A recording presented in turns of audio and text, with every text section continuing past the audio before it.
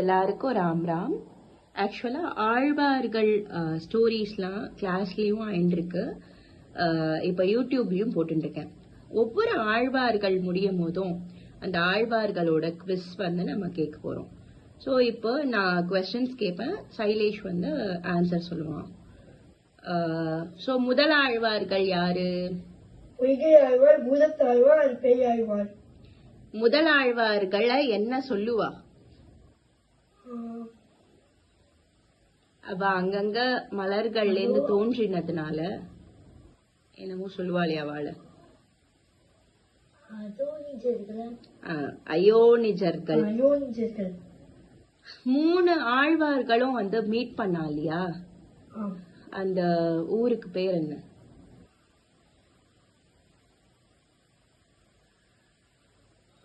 மூணு பேரும் ஒரு இடத்துல மீட் பண்ணா. அந்த இடக்கழியில இது பண்ணா. அந்த இது பேர் என்ன? அந்த ஊர் பேர் என்ன? திருக்கோவிலூரா?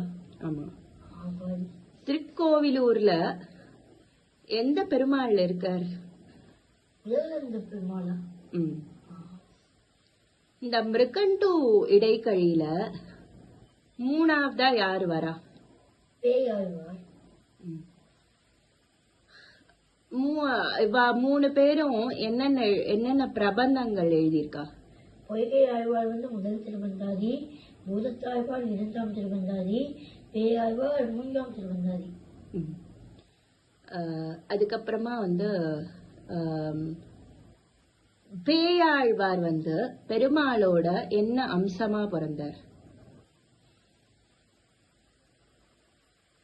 ஒவ்வொரு ஆழ்வார் வந்து ஒவ்வொரு அம்சங்களா பிறந்தா இல்லையா? அதுல பேயாழ்வார் என்ன அம்சமா பிறந்தார்?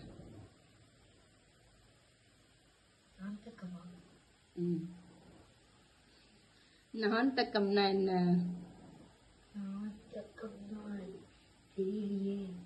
நான்தக்கம்னா ஸ்வாட், வாள். பெருமாள். அதுக்கப்புறம் அந்தாதி அப்படின்னா எவ்வளவு பாடல்கள் இருக்கும் அதுல? அதோட அந்தாதி எழுதுறதுக்கான ரூல் என்ன? இப்ப வந்து ஒரு பாசுரம் வந்து எண்ட் ஆச்சுன்னா அந்த எண்டான அந்த கடைசி வேர்ட்ல இருந்து அதுக்கு அடுத்த பாட்டு ஸ்டார்ட் ஆகுது. அப்புறம் முதலாழ்வார்களோட திருநக்ஷத்திரங்கள் என்ன? பொய்கையாழ்வார், பூதத்தாழ்வார், பேயாழ்வார், இந்த 3 ஆழ்வார்களும் வந்து ஒரே மாதத்துலதான் பொருந்தா. ஐப்பசி மாதம்.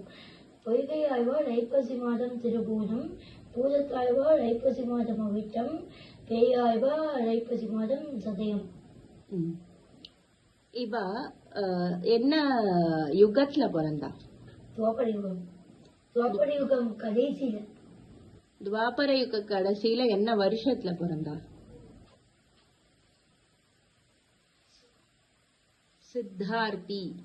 சித்தார்த்தின்ற வருஷத்துல இவ பிறந்தா. வருஷத்துக்கு பேர் உண்டுல்ல? இப்போ இதுக்கு ஒவ்வொரு இதுக்கும் பேர் உண்டுல்ல? அதுக்கப்புறம் முதலாழ்வார்கள்ல ஒருத்தர் திருமழிசை ஆழ்வார வைஷ்ணவத்துக்கு திருப்புவர். அவர் எந்த ஆழ்வார்? பேயாழ்வார். அப்புறம் வந்து முதலாழ்வார்கள் பெருமாளை யாரு பார்த்தா? பேயாழ்வார். பேயாழ்வார் பெருமாளை பார்த்தோன்னே தான் எழுதின 3ஆம் திருவந்தாதியில திருக்கண்டேன் பொன்மேனி கண்டேன், திகழும் மறுக்கண்ணன் நிறமும் கண்டேன், செருக்கிலரும் பொன்னாவி கண்டேன், புரிசங்கம் கை கண்டேன், என்னாய் வண்ணன் பாலின்னு பெருமாள் கிட்ட என்னென்னலாம் பார்த்தாரோ அது அத்தனையும் முதல் பாத்திரத்தை டிஸ்கிரைப் பண்றாரு. சூப்பர். அதுக்கப்புறம் பொய்கை ஆழ்வார் எப்படி விளக்கேத்தினார்? பொய்கை ஆழ்வார் வந்து வையம்னா உலகம், உலகத்தை தகலியாகவும்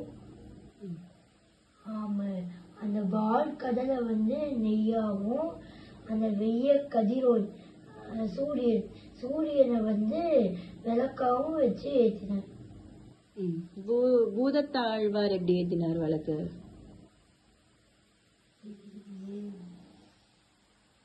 அன்பே தகலியார் மட்டும் ஞாபகம் இருக்கு. பரவாயில்ல, எப்படி ஏத்தினான்னு சொல்லு, பாசனம் தெரியலன்னா பரவாயில்ல. அன்ப வழக்கா வச்சு